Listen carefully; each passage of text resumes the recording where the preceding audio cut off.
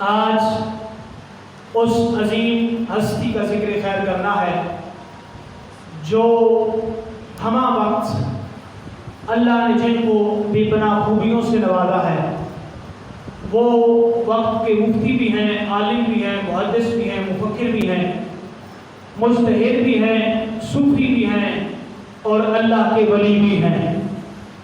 اللہ کریم کے برگزیدہ بندے جب کفر و دلالت اور گمراہی کا بازار گرم تھا، اس گمراہی سے جس کو بھیجا اس کو امت امام احمد رضا کے نام سے جانتی ہے۔ حضرت سیدنا امام احمد رضا خان فاضل بریلوی کی شخصیت آپ کا کل ہی عرس گزرا ہے، اور آپ کی جو شخصیت ہے وہ اہل اسلام کے لیے، مسلمانوں کے لیے ایک نمایاں شخصیت ہے۔ کچھ اللہ کے وہ بندے ہوتے ہیں جن کو اللہ کریم چن لیتا ہے اپنی محبت کے لیے۔ کچھ ایسے بندے ہوتے ہیں جو قصدی طور پہ کام کرتے ہیں، سیکھتے ہیں، پڑھتے ہیں، پھر اللہ کو کچھ عطا کرتا ہے۔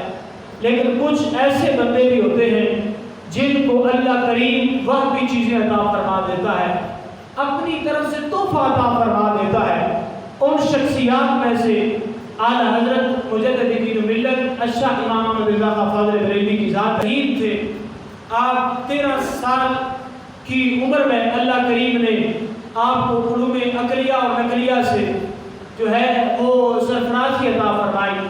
آپ اس وقت دنیا پہ تشریف لائے، اس وقت آپ کا اللہ کریم نے مجددیت پر فائز فرمایا جب 19ویں صدی کے آخر میں اور 20ویں صدی کے اوائل میں لوگ کفر و دلالت کی گمراہی میں ڈوب رہے تھے، تو اللہ کریم نے اس عظیم شخصیت کو ظاہر فرمایا اور اسلام اور کے تحفظ کے لیے جو آپ کا یاد کیا ہے۔ 4 سال کی عمر مبارک میں ناظرہ قرآن شریف پڑھا اور عربی اس طرح بولتے تھے جس طرح فصیح و بلیغ بندہ عربی بولتا ہے۔ پھر اسی طرح 6 سال کی عمر مبارکہ میں پہلی مرتبہ تقریر فرمائی، اور عام بندوں میں نہیں بلکہ علماء میں 6 سال کا بچہ کتنا ہوتا ہے، 6 سال کی عمر میں آپ نے بیان فرمایا، اور بیان بھی میلاد مصطفیٰ پہ کیا اور اس پہ دلائل پیش کیے۔ اور سب سے بڑی جو دلیل تھی وہ یہ تھی کہ جب مدینے والا آیا تھا تو اس نے کس کو یاد رکھا تھا؟ اس نے اپنے غلاموں کو یاد رکھا تھا، اور رب حضر امتی کہا تھا کہ یا اللہ میری امت کو میرے حوالے کر دے۔ اور بابو کے غلاموں اب ہمارا کام بنتا ہے کہ جس مدینے والے نے ہمیں یاد رکھا ہے ہم بھی اسے یاد رکھیں، جس نے ہمیں یاد کیا ہے ہم بھی اسے یاد رکھیں۔ جب وہ آئے تھے ولادت ہوئی تو انہوں نے ہم کو یاد رکھا، اب ہمارا یہ حق بنتا ہے کہ ہم بھی ان کو یاد رکھیں۔ اعلیٰ حضرت مجدد دین ملت کی شخصیت جو ہے، آپ 13 سال کی عمر میں مفتی اسلام بنے اور 2 دفعہ حرمین شریفین طیبین منورین زادہ اللہ شرفا و تعظیمہ یعنی ماہ مدینہ صلی اللہ علیہ وسلم کی بارگاہ میں حاضری کا شرف پایا، حضور علیہ السلام کے مواجہ شریف پہ حاضری ملی۔ اسی طرح آپ کے جتنے خصائص و کمالات ہیں ان میں آپ ہمہ وقت مدرس، عالم، مفتی، شیخ الاسلام المسلمین، محقق، مفسر، مفتی، پیر، عالم سب کچھ نظر آتے ہیں۔ دنیا کے کثیر اور علماء کہتے ہیں ریسرچ کے مطابق 150 سے زیادہ علوم پہ اللہ کریم نے آپ کو مہارت عطا فرمائی۔ لیکن ان سب کے ساتھ ساتھ میں جہاں تک نظر دیکھتی ہے اور دیکھتی ہے کہ جہاں تک اگر دیکھا جائے اعلیٰ حضرت کی جو شخصیت ہے اس میں سب سے نمایاں پہلو، سب سے بڑا پہلو عشق رسول کا نظر آتا ہے۔ یعنی اعلیٰ حضرت عظیم البرکت اگرچہ عالم بھی ہیں، مفتی بھی ہیں، سب کچھ ہیں، لیکن ان سب کے ساتھ ساتھ آپ سچے عاشق رسول ہیں۔ ہر بندہ دنیا پہ کسی نہ کسی سے محبت کرتا ہے، کوئی اپنی اولاد سے، کوئی والدین سے، کوئی بیوی بچوں سے، کوئی عزیز و اقربا سے، اور کوئی مال و متاع سے، کوئی کاروبار سے، لیکن یہ محبت فانی ہے، حسن و جمال کی محبت فانی ہے، دنیا کی محبت فانی ہے، ختم ہو جاتی ہے، لیکن جس نے مائے مدینہ سے تعلق قائم کیا، جس نے مائے مدینہ سے محبت کی ہے، اللہ کی عزت کی قسم ہے وہ مٹتا نہیں بلکہ اللہ کریم اسے دوام عطا فرما دیتا ہے، اللہ کریم اسے ہمیشہ عطا فرما دیتا ہے۔ انہی شخصیات میں سے اس عشق و محبت کے جام کو پینے والی شخصیات جو صحابہ کرام ہیں، پھر تابعین ہیں، پھر تبع تابعین ہیں، پھر صوفیاء اور کاملین ہیں، انہی شخصیات میں سے اگر نمایاں نام نظر آتا ہے تو امام عشق و محبت پشتہ عشق رسول حضرت امام احمد رضا کا بھی نظر آتا ہے۔ آپ عاشق رسول اور عاشق صادق ہیں، اللہ کریم نے آپ کو بے پناہ شخصیات سے نوازا ہے، اور بالخصوص آپ چونکہ ایک شاعر بھی ہیں، اس تھوڑے سے وقت میں آپ کے چند ایک اشعار وہ آپ کے سامنے نظر کرتا ہوں۔ آپ فرماتے ہیں کہ مومن ہو، مومنوں پہ رؤوف الرحیم ہو، فرماتے ہیں سونے مدینے والے کلام لکھتے ہیں، فرماتے ہیں مومن ہو اور مومنوں پہ رؤوف الرحیم ہو، سائل ہوں سائلوں کو خوشی لان ہر کی ہے۔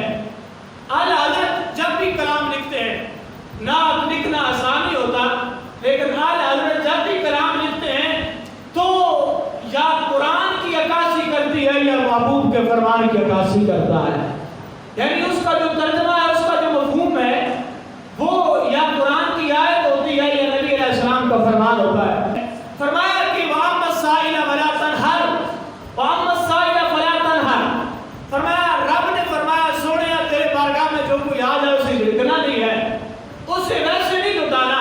فرمایا آپ تو مومن ہیں، مومنوں پہ رؤوف الرحیم ہیں، میں سائل ہوں، ہم گناہگار سائل ہیں اور آپ کے دروازے میں منگتے بن کے آنے والے ہیں، تو ہمیں اس چیز کی خوشی ہے کہ آپ وہ کریم عطا کرنے والے ہیں کہ کسی کو ویسے نہیں لٹائیں گے بلکہ جو بھی آئے گا اس کی جھولیوں کو بھر کے نہیں دیں گے۔ مجرم بلائے آتے ہیں جاؤ کا ہے گواہ، یہ ہدایت کی بخشش کتاب، اور بالخصوص جو ہم جمعے کے بعد صلاۃ و سلام پڑھتے ہیں، مصطفیٰ جان رحمت پہ لاکھ و سلام، شمع بزم ہدایت پہ لاکھ و سلام، صبح قیامت تک پڑھا جاتا رہے گا، اور یہ نغمات رضا ہیں کہ جس کا ثواب ماہ مدینہ کے صدقہ سے اعلیٰ حضرت عظیم البرکت کے صدقے آپ کو ملتا رہے گا۔ آپ فرماتے ہیں مجرم بلائے آتے ہیں جاؤ کا ہے گواہ، پھر رد ہو کب یہ شان کریموں کی در کی ہے۔ فرمایا رب کریم فرماتا ہے، فرمایا وَلَوْ أَنَّهُمْ إِذْ ظَلَمُوا جَاءُوكَ فَاسْتَغْفِرُ اللَّهَ وَاسْتَغْفَرَ لَهُمُ الرَّسُولُ لَوَجَدُوا اللَّهَ تَوَّابًا رَحِيمًا۔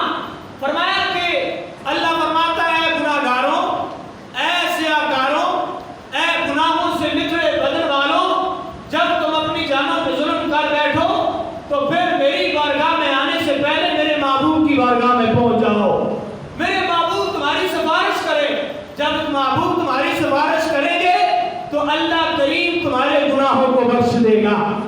آج حضرت اس کی عکاسی فرماتے ہوئے اپنے شعر میں فرماتے ہیں مجرم گناہگار بدکار بلائے آتے ہیں جاؤ کا ہے گواہ، یعنی اللہ کریم نے فرمایا جاؤ کا، تو میرے محبوب کی بارگاہ میں آ جاؤ، تو اعلیٰ حضرت فرماتے ہیں مجرم بلائے آتے ہیں جاؤ کا ہے گواہ، یعنی کہ قرآن کی آیت گواہ ہے، جاؤ کا یہ گواہ ہے کہ اللہ کریم کے جو گناہگار بندے ہیں وہ حضور علیہ السلام کی بارگاہ میں آتے ہیں۔ فرمایا جب آتے ہیں تو پھر کیا پاتے ہیں؟ فرمایا پھر رد ہو کب یہ شان کریموں کی در کی ہے۔ فرمایا یہ عام در نہیں ہے بلکہ یہ کریموں کا در ہے، یہ وہ در ہے جو اس در پہ آ جاتا ہے پھر اس کی بگڑی دنیا پہ بھی بن جاتی ہے اور کل قیامت کے دن بھی بن جاتی ہے۔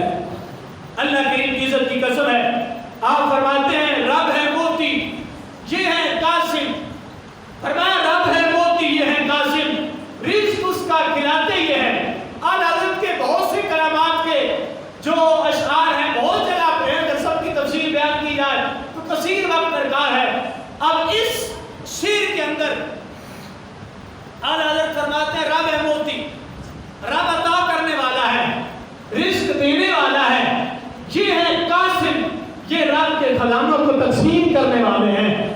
یہ اپنی طرف سے بات نہیں کر دی، کوئی تخیل نہیں باندھا، بلکہ محبوب کا فرمان ہے۔ فرمایا انما انا قاسم واللہ موتی، فرمایا اللہ کی عزت کی قسم ہے رب خزانے کرتا جاتا ہو۔ رب ہے موتی، یہ ہے قاسم، رزق اس کا ہے، کھلاتے یہ ہیں۔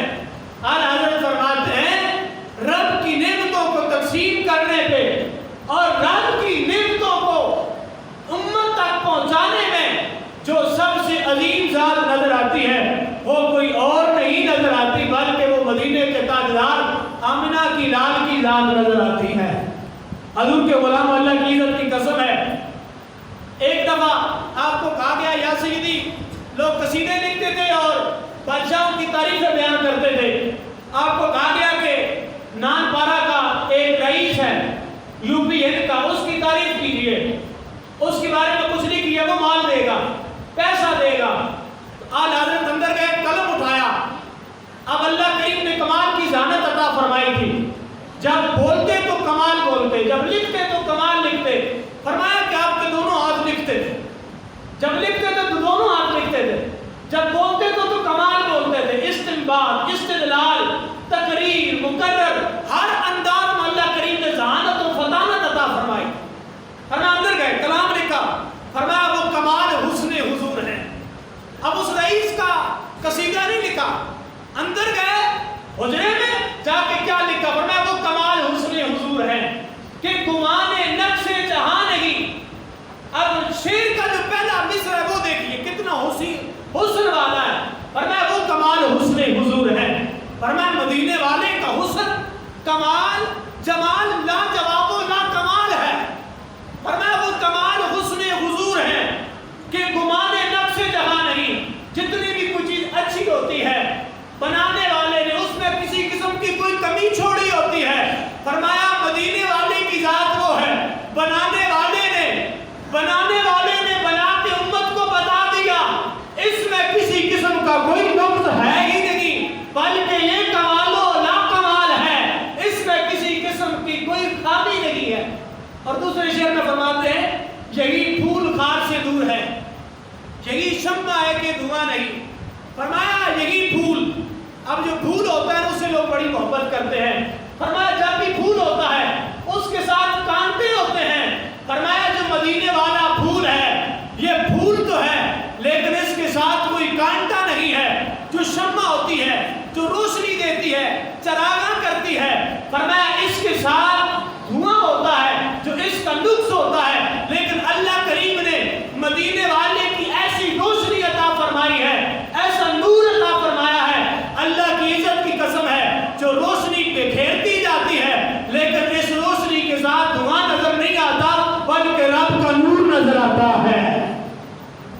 اب یہ صرف ایک شعر ہے اور آخر پہ مقطع میں بیان فرماتے ہیں میں قریشوں کا اور وڈیروں کی تعریف کے لیے دنیا پہ نہیں آیا۔ آج جب وقت آتا ہے، بات کھلتی ہے تو لوگ رئیسوں کی تعریف کرتے ہیں، ان کے قصیدے لکھتے ہیں، پیسے ملتے ہیں۔ آپ کہتے ہیں کروں مدح آل دوار رضا، کروں مدح آل دوار رضا، پڑے اس بلا میں میری بلا۔ فرمایا میں کسی کی تعریف بیان کروں، فرمایا یہ تو بہت بڑی بلا ہے، یہ تو بہت بڑا امتحان ہے، اس امتحان میں پڑ جاؤں۔ کروں مدح آل دوار رضا، پڑے اس بلا میں میری بلا، میں گدا ہوں اپنے کریم کا، میں گدا ہوں اپنے کریم کا۔ فرمایا میں کسی اور کا مانگتا نہیں، میں مدینے کے تاجدار کا مانگتا ہوں۔ جب مدینے کے تاجدار کا مانگتا ہوں تو پھر تعریف و ثنا، قصیدے، نعت اور نغمات بھی ان کے پڑھے جائیں گے جن کا تعلق مدینے والے کے ساتھ ہے۔ فرمایا کروں مدح آل دوار رضا، پڑے اس بلا میں میری بلا، میں گدا ہوں اپنے کریم کا، میرا دین پارہ نا نہیں۔ اللہ کی عزت کی قسم ہے یہ وہ اعلیٰ حضرت ہیں جن کو اللہ نے کمال سے کمال درجہ کی عزت، شان، کمال عطا فرمایا تھا۔ اللہ نے ان کو وہ کمالات عطا فرمائے جن کو اگر بیان کیا جائے تو کئی گھنٹے درکار ہیں، لیکن اللہ کی عزت کی قسم ہے محبوب علیہ السلام کے غلاموں، آج یہ یاد کرنے کی ضرورت ہے اللہ نے آپ کو کمال دیا، عہدہ دیا، منصب دیا، آج ہمیں بھی چاہیے ہم بھی حضور سے محبت کریں۔ آج بھی وہ فیض عام ہے، اگر ہم بھی حضور سے محبت کریں گے ہمیں بھی اس کی نوازشات ملیں گی۔ آج دعا ہے اللہ کے عظیم اس ولی کامل پشت عشق رسول وحب اولاد بطول حضرت امام احمد رضا کا فاضل بریلوی قدس سر العزیز کے درجات کو بلند فرمائے. آپ سے فتاوی رضویہ شریف کی جلد کے اندر کسی نے سوال کیا اور پوچھا یا سیدی کہ یہ آخری قول ہے کہ جو کتے کے جوتے کا کیا حکم ہے. یعنی کہ لوگ سوال کرتے تھے، دور دراز سے سوال آتے تھے، تو کتے کے جوتے کا کیا حکم. آپ نے تفصیلی جواب دیا، لیکن اس سے پہلے آپ کی عاجزی دیکھی. اتنے بڑے عالم دین ہیں لیکن آپ کی عاجزی دیکھی. آپ نے جملہ کہا، جب جواب دیا تو اس کے نیچے جملہ کہا، فرمایا قال احد کلام الباب النبوی.